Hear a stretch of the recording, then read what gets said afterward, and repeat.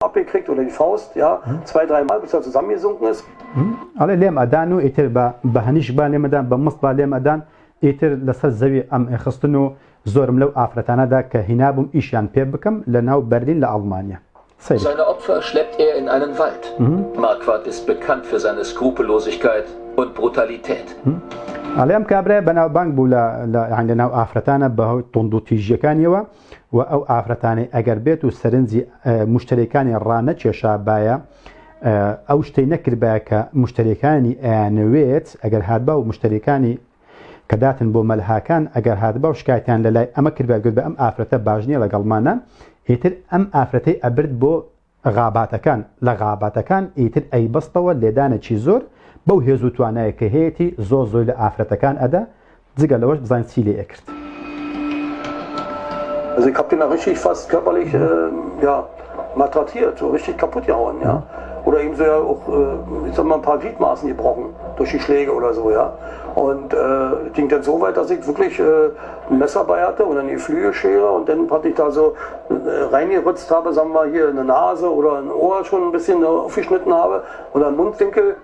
سيرك على ذكر لو يكلم أدان على زور زار إسك كان مش كاندونا بلداني أو ضم لداون شو كابرا كاراتبي حتما هزو توانايشي زياتري هي لمروبي عصاي على ذكر لو شك إسك بيسك مكان إسكان أشكانت على زور زار مقص ين بتسقوم كابيني على لوتن بريوا جوتسكم بريوا ليويشن بريوا سيرك Messer bei hatte oder eine Geflügelschere und dann praktisch سيرك على إيرم بريوا جوتكم بريوا يان ليوم بريوا أما ولا شيء كردوا ولا آفرتان كردوا لناو برلين لألمانيا كزور برونش بجواني أجر بألمانيا كشتينجن بدستكاني تيجن كتيل آفرتان كردوا ببيش شرمانش تكش أجريته أما أو أزادية كإستاكا بو ماندينن بهدية بو بازرگانی کردن با آفرتان با کولایتی کردنی آفرتان بوی که دایکانی ایمش خوشکانی ایمه کسانی ایمه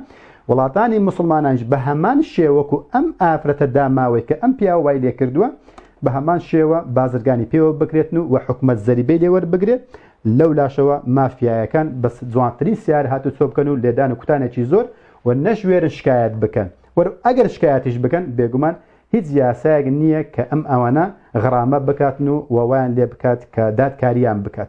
سیدی کن؟ Ja, also ich schlagen auf jeden Fall. Ja. سیدی کلی. مالیگه تسهیلته یعنی پیشتره ایشلا دیوس کام بوا تسهیلته یعنی دیوس بابلین بزمان عربی کم با وشک کردی کش وشی چی ناشیا و خود آنزانن اما نایتی مالیگه یعنی پیشتره هوا استاکه هونیه.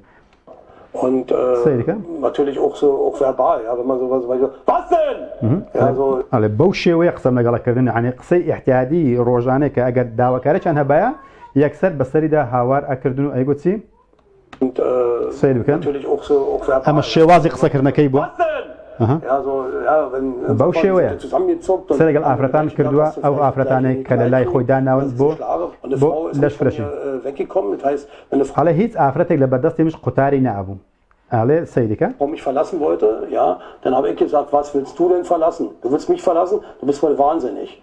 Ja, er macht dich kaputt. Ja, ich entscheide, wenn du gehst und kein anderer, kannst du dir glauben. Und renn nicht weg oder wie ich was, oder such dir Schutz woanders, wenn du es willst. Ich finde dich überall. Egal wo.